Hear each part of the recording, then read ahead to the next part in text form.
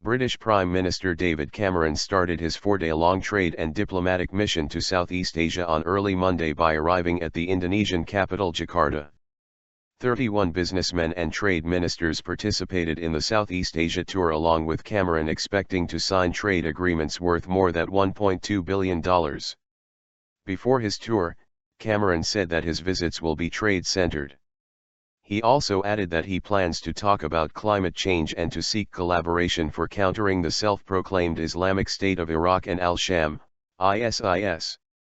Mentioning the importance of going beyond European borders, Cameron said that over the next 20 years, 90% of global growth is expected to come from outside Europe, and Britain must be poised to take advantage.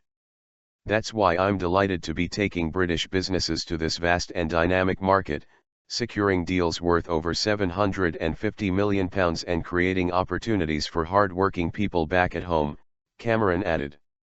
Cameron stressed the importance of making trade agreements with growing economies by saying, "We can also open up more markets for British businesses by leveraging the power of the EU's single market with 500 million consumers to secure bold, ambitious trade deals with these fastest, growing economies."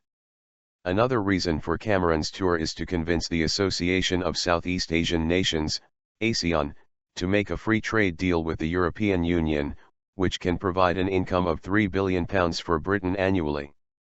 Cameron's first tour outside Europe is to include Indonesia, Malaysia, Vietnam, and Singapore.